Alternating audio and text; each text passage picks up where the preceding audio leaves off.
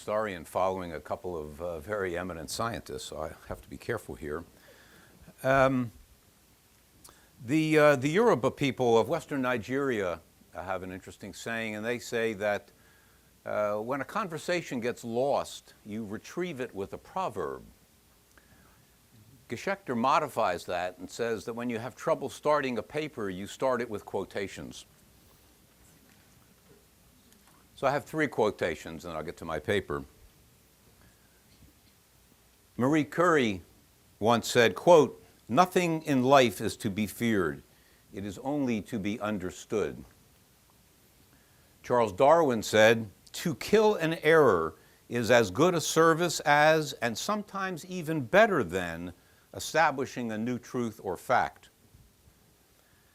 And the American writer Willa Cather once remarked, "Give the people a new word, and they think they have a new fact."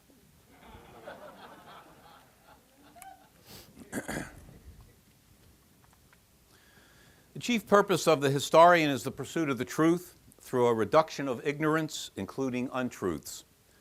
The key characteristics of a historian include the trait of curiosity, a willingness to hold up evidence from the past to a variety of angles, making connections between apparently disconnected events, and being prepared to modify deeply held views.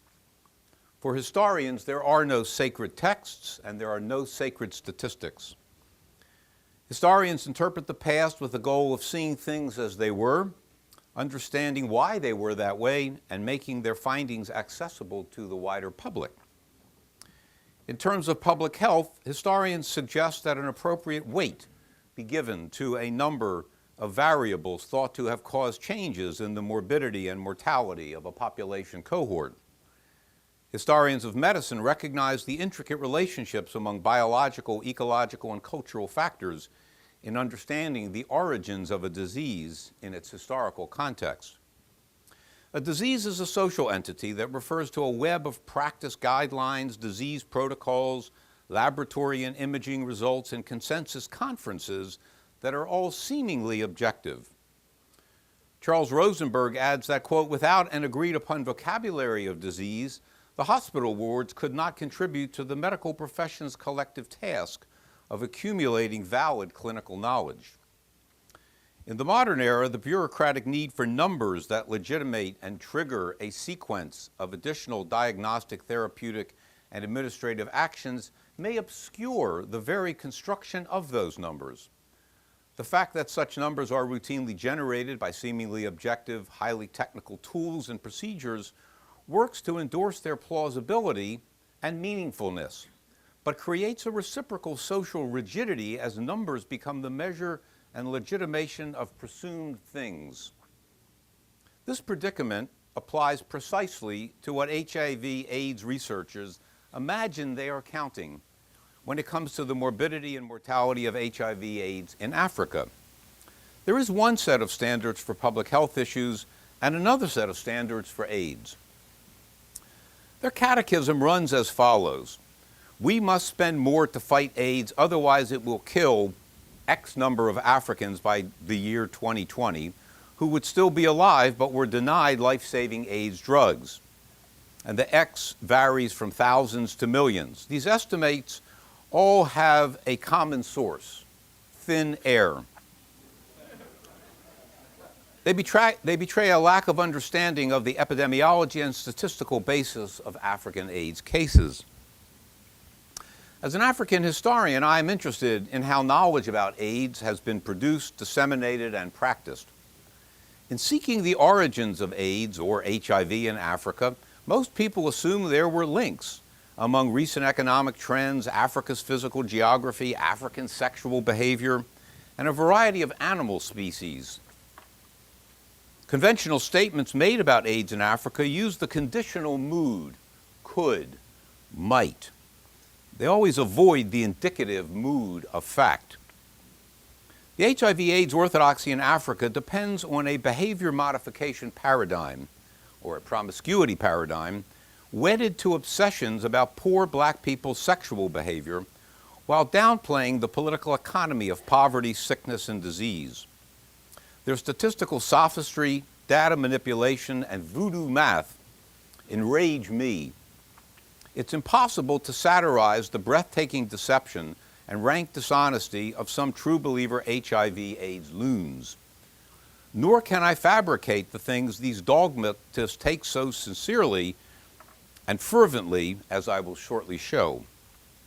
The widespread clinical symptoms of ill health in many impoverished parts of Africa were clustered together by Western AIDS researchers beginning in October 1985 and called AIDS, and were then said to be caused by risky sexual behavior. A variety of social factors were mixed up with the utter nonsense in no time. Some claim that truck drivers and prostitutes triggered the rapid spread of the AIDS epidemic via migrations and rapid urbanization. Others cited genital lesions, male demands for dry sex, soldiers raping women, and unbridled male sexual desire as the causes. A cohort of Western feminist scholars used AIDS to aggressively promote their own agenda, that men were the problem and changing them while empowering women was the solution. Critics of the infectious viral theory of AIDS share a hard-headed scientific realism about the causal concept, how the causal concept of HIV equals AIDS was born, sustained, and rendered impervious to challenges or second thoughts. Nowhere is that more apparent than in Africa, ironically home to the only major head of state who ever dared question those fundamental claims, but where ludicrous notions about interspecies jumps, whether or not condomless sex protects against or promotes the acquisition of HIV, and recent claims that male circumcision protects against HIV transmission, they all abound. The AIDS orthodoxy generally permits only one acceptable ideology among those who study the subject, as we have heard. If one uses the term AIDS to refer in Africa to a patient who presents a series of clinical symptoms, 3 major ones and one of another 6 minor ones, then I absolutely agree that those clinical symptoms, weight loss, chronic diarrhea, prolonged fever plus persistent cough, or a history of herpes zoster, have in fact increased in Africa over the past 25 years. But I quickly add that those clinical signs have little to do with sexual behavior and everything to do with tuberculosis, malaria, protein anemia, improper waste disposal, and a variety of waterborne infections. When I ask a questioner if she would like to engage me in a discussion of the scholarly literature on African sexuality, the exchange usually ends at once. HIV/AIDS critics are sort of dot connectors, if you will. Dot connectors who are skeptical of the reductionism of the AIDS orthodoxy and pose a major paradigm threat. We draw lines between the flawed HIV antibody tests, the porous and elastic definition of an AIDS case that varies from continent to continent, odious racist insinuations about African truck drivers, prostitutes, or sexuality in general, and now the obsessions with the male foreskin. Many claims made by the HIV/AIDS orthodoxy cannot be repeated with a straight face. For instance, when a small number of Kenyan prostitutes were found to be resistant to HIV, despite frequent acts of unprotected sex with HIV-infected men, a close friend of Dr. Duesberg's, Dr. Anthony Fauci, offered this explanation, and listen closely.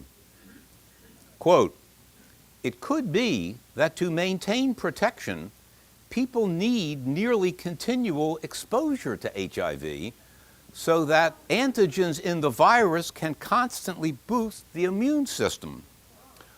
Or perhaps sperm or semen somehow stimulate a relatively short-lived immunological reaction in the women that protects them," unquote.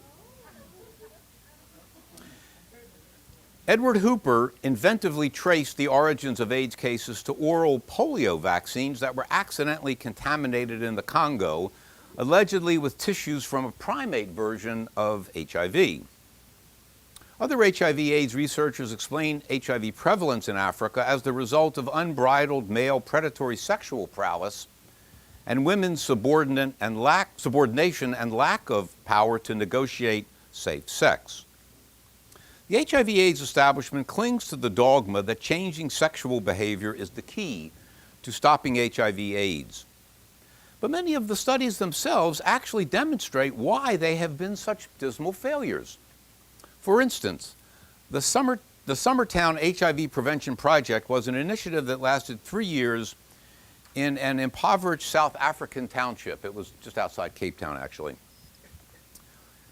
And it was described by its project director as a, quote, mixed bag of disappointments and achievements, as many proposed activities were yet to be implemented, consistent and widespread condom use remained low, and the most damning lack of project success over the 3-year research period is the lack of evidence of any reduction in sexually transmitted infection levels. The analysis by its director in this book, Catherine Campbell, uses such impenetrable prose that one is not surprised that the project had no effect on either sexual behavior, HIV rates, or AIDS cases. As Campbell herself states in her conclusion, quote, and if you get this, you are a better scholar than I am. I've tried, but okay, give it a go. Campbell states in her conclusion, quote, in the interest of contributing to the development of a critical social psychology of sexuality, the research has illustrated the way in which sexual behavior and the possibility of sexual behavior changes are determined by an interlocking series of multi-level processes which are often not under the control of an individual person's rational conscious choice. Sexualities are constructed and reconstructed at the intersection of a kaleidoscopic array of interlocking multi-level processes ranging from the interpsychological to the macro-social, unquote.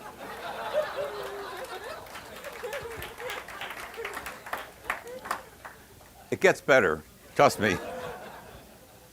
The researchers of the Summertown Project honestly believed that sexual behavior changes would make people healthy and enable them to stay well. They never imagined that their project failed because its core construct was erroneous and incapable of correction. I doubt they ever considered that the production of HIV antibodies was environmentally induced and had little or nothing to do with sexuality. Their sincere interventions and complex proposals were wholly inadequate for the task of sexual behavior modification. The project is a valuable example of how not to proceed with AIDS education and awareness. I recently skimmed a tendentious book by an anthropologist, Robert Thornton, from the University of Witwatersrand. I hope he's not in the audience, but I recently skimmed a tendentious book by anthropologist Robert Thornton from the University of Witwatersrand, South Africa, entitled Unimagined Community, Sex, Networks, and AIDS in Uganda and South Africa, UC Press, 2008. Listen to this gem that's buried on page 222. Quote, it seems that the more knowledge we have about HIV/AIDS, the more anxious we become. One of my students in Johannesburg, Zadwa Radibi, who has worked in AIDS research and prevention, once remarked to me, quote, the more I learn about HIV and the more people I work with who are HIV positive, the less I seem to know. The more my understanding is shaken, unquote. Thornton concluded helpfully, knowledge of AIDS is like knowledge of sex then. It is anxious knowledge, unquote. The prize for the most absurd and far-fetched speculation, however, goes to biologist Helen Epstein. In reviewing Hooper's book, which is the 1999 book, in reviewing Hooper's book in the New York Review of Books, Epstein imagined that the historical linkages might have proceeded as follows. Quote, this is a good one, class. Follow this one good now. Here's how the linkages might have proceeded. Perhaps a hunter or butcher carrying a benign monkey virus gave blood at a blood bank or had an injection. Perhaps someone was transfused with his blood Or perhaps the needle used to inject him was used to inject someone else without being sterilized. Perhaps a few weeks later, the virus was transferred to a third person through another injection or transfusion. This might have been enough to kickstart the virus. It might have evolved through such passaging, to become able to grow vigorously in human cells. It might have been able to infect new people through means other than needles or blood transfusions. It might have become sexually transmitted, and it might have become deadly, unquote. She wrote that in 1999 in the New York Review of Books. 8 years later, Helen Epstein wrote a much acclaimed book, not by the current speaker, but a much acclaimed book called The Visible Cure. And I wondered, did she change anything, from 1999? Not on your life. There it appears on page 46 and 47. It's even longer than before. But I couldn't be bothering this audience with that. So she certainly has got religion and is a true believer in this, whatever you want to call it. For over 25 years, the media has bombarded the public with stories purporting to tally AIDS cases and AIDS deaths in Africa, or to acclaim the benefits from various kinds of interventions, the latest being male circumcision. In this talk, I examined the empirical basis for some recent studies and the methodology the researchers used to gather data and interpret its meaning, and then use those statistical results to request ever-increasing amounts of funding. The HIV/AIDS industry has peddled numerous false theories about what is making Africans sick. While their hypotheses are often inconsistent with one another, most are based on the same things: thin evidence and fat speculation. To know what's behind African mortality and morbidity, one must compare the state of African political economies in the first 2 decades of post-colonial independence, say 1957 to 1980, with what has happened to Africa since the early 1980s. In the 1960s, Africa was a net exporter of food. In 2008, the continent imported 25% of its food as hunger and famine became recurrent phenomena, with severe emergencies in southern and central Africa, the Sahel, and the Horn of Africa. The structural adjustment policies of the World Bank and the International Monetary Fund, the structural adjustment policies of the 1980s that coincided with the onset of the age of AIDS, caused decreased agrarian investments, rising unemployment, reduced social spending, diminished agricultural credits, and lower crop yields. Africa was at a crucial point in its post-colonial history when Westerners started working on AIDS and its origins in Africa. According to Oxfam, the number of sub-Saharan Africans living on less than $1 a day nearly doubled, from 160 million to 310 million between 1981 and 2005. In Central Africa, 55% of the people are undernourished. By the start of the 1980s, virtually every African country was manifesting signs of acute economic distress, reflected in a mounting and unsustainable debt burden, a permanent trade deficit, and an acute fiscal crisis, which meant that the state was unable to maintain basic infrastructure or fund essential social services such as clinics and hospitals. The effects of structural adjustment policies in creating poverty are undeniable. The human costs were grave, the economic gains were slow in coming, and the decline in the quality of life in Africa was palpable. Plainly stated, I reject the conventional HIV/AIDS wisdom in order to demonstrate what else, aside from HIV and AIDS, made Africans sick in the first place.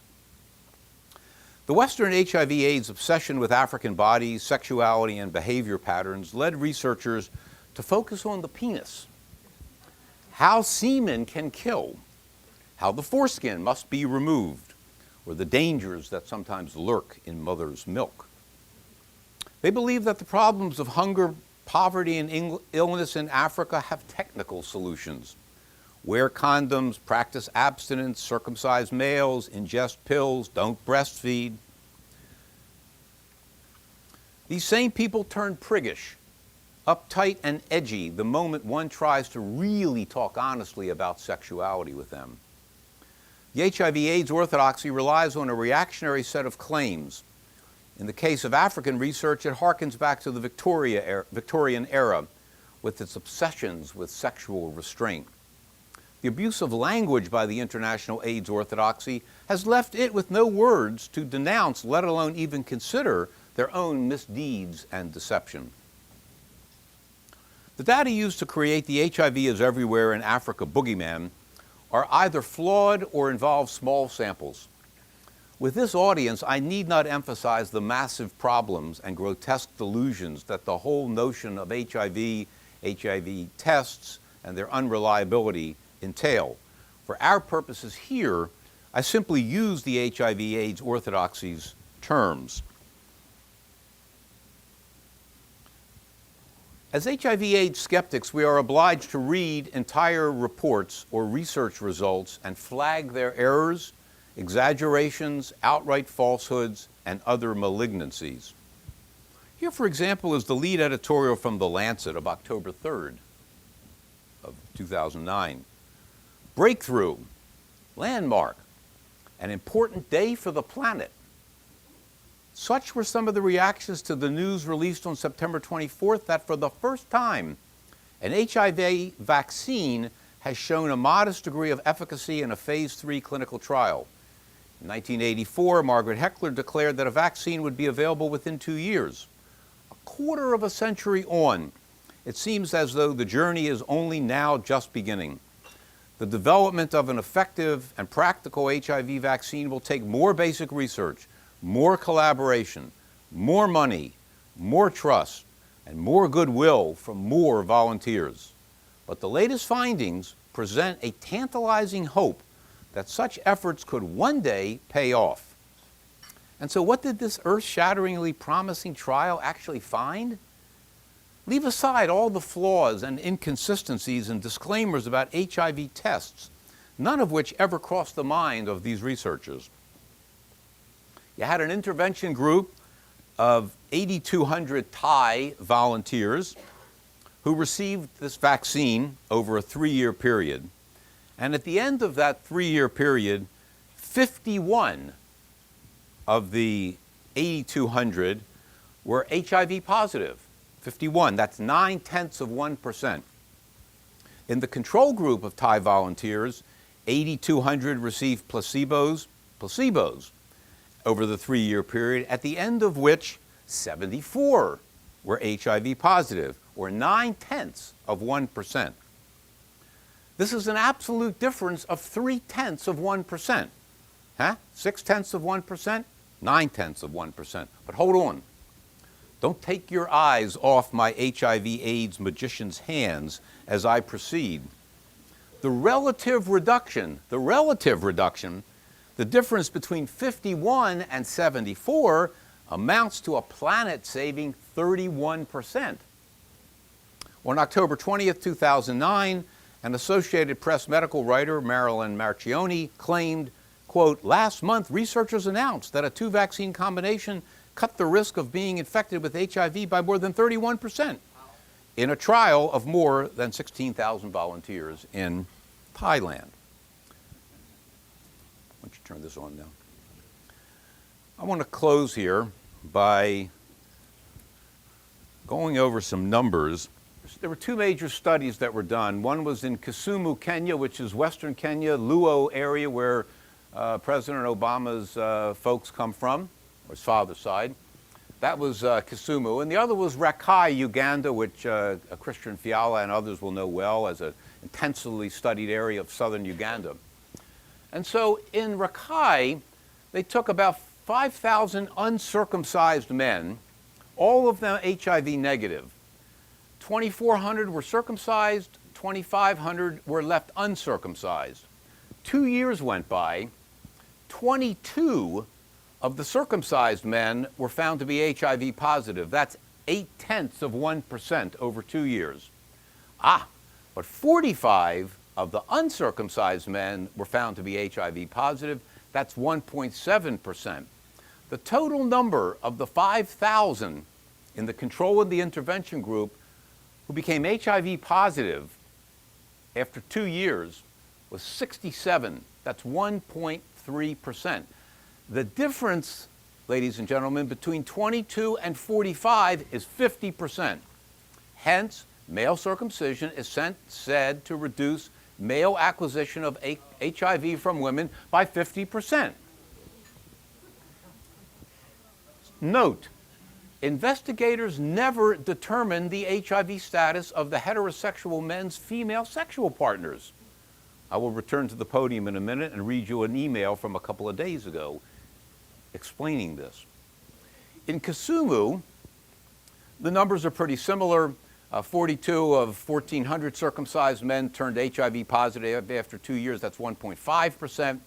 47 of the uncircumcised, 3.3% were registered HIV positive. Difference between 22 and 47 is 47%. Hence, male circumcision is claimed to provide 47% better protection against HIV. Now we come to the latest study. Male circumcision, this was reported in The Lancet July 18th of this year. And it was headed by a woman, Maria Wawer, from Johns Hopkins School of Public Health. Here, they took 922 uncircumcised but HIV-positive men, asymptomatic, CD4 cell count above 350, age 45 to 49. In the intervention group, 474 immediately circumcised. Control group, 448 delayed circumcision for 24 months. Then they randomly selected, I'm not making this up, they randomly selected 93 women for the intervention group. That made 19 couples. But for the intervention group, where they did the circumcision, 17 women became HIV pregnant, 18%. But in the group that they left alone, they didn't circumcise, only 8 became HIV positive, 12%. What? The trial was, this is a quote, the trial was stopped early because of futility. Circumcision of HIV-infected men did not reduce transmission to female partners over 24 months. Longer-term effects could not be assessed. Condom use after male circumcision is essential for HIV prevention, unquote. And here's something they were, and look how loaded this is with 19th century racist assumptions about African male sexuality. Circumcised HIV uninfected men might use their circumcised status to negotiate unsafe sex. Can you imagine guys going into a bar, and trying to negotiate unsafe sex based on what I'm showing you here? I mean, you can't make this up, And look at this. Consistent condom use was, quote, still quite low at 24 months, 50% in the intervention group and 36% in the control group. So in other words, in the group where they were doing the circumcision, there was greater use of condoms, but there was greater, seroconversion to HIV. I don't know. I can't claim to answer all this. I'll conclude my remarks here today by sharing with you an email that I sent to a guy, a member of 3 people, who wrote an article in The Lancet called Male Circumcision and HIV Risks and Benefits for Women. They read the same thing I read, and they just couldn't stop, touting the benefits. I wrote to this professor and I said, I read with great interest your essay, Male Circumcision and HIV Risks and Benefits for Women, in The Lancet, which commented on the results of an investigation into the effects of male circumcision on HIV transmission to female partners in Rakai, Uganda, by Dr. Maria Wawer et al. On the same issue. You state, to this professor, 3 years ago, landmark randomized trials from Kenya, South Africa, and Uganda conclusively showed that circumcision reduced a man's risk of acquiring HIV by about 50%. And you cited as sources those very same ones. To the best of my knowledge, having read both of those studies with considerable care, in neither of them was there an indication that the researchers in either Rakai or Kisumu had determined the HIV status of the female partners of the men in the intervention or control groups. Is that your understanding as well? Or was the HIV infection status of the female sexual partners in those two studies provided in another publication or paper that you could share with me? Thank you very much in advance. Dear Professor Geshekter, let's see. The response came in 13 minutes. 13 minutes, very fast. I get credit for my emailing and all that from Dr. Lauer. 13 minutes later he wrote, Dear Professor Geshekter, in the 3 trials of male circumcision to reduce HIV acquisition in men, HIV status of sexual partners, overwhelmingly female by report, was not measured. That is common practice for most clinical trials of a strategy to reduce HIV susceptibility. HIV exposure should be balanced between the two groups by randomization, so recruitment of sexual partners is usually not done. I wrote back, I'm coming to the end here. Thanks so much for your rapid reply. If the actual HIV infection status of the heterosexual male's female sex partners was never determined, how could the researchers be certain that the seroconversion of some men was actually due to their sexual activity and not perhaps to some other illnesses known to cause a cross-reaction on Western blot or ELISA? Blah, blah, blah. Isn't it possible that the changed HIV test results over 2 years may have been caused by something other than the men's sexual activity with the women of indeterminate HIV status? That's what I'm trying to figure out. Sincerely, dear Professor Geshekter, this one took, this was 9 minutes. 9 minutes. Talk about a rapid test, 9 minutes. And this, I conclude with these 2 paragraphs because I cannot add to this. Dear Professor Geshekter, HIV seroconversion is extremely sensitive and specific. Development of a positive HIV serology, if appropriately confirmed by standard ELISA Western blot algorithms, as done in large trials like this, indicates acquisition of HIV infection. The incident HIV seroconversions observed in the trials in Rakai, Kisumu, and Orange Farm in South Africa were true acquisitions of HIV, not non-specific cross-reactions. Moreover, the core premise of a randomized trial is that differences that develop post-randomization are due to the intervention. Thus, the difference in total number of seroconversions between the randomization arms, the 22 versus 45 in the example you cite, reflect the intervention. Fewer men who received the intervention got HIV, reflecting reduced HIV risk as a result of the intervention. I had nothing more to say. Thank you very much.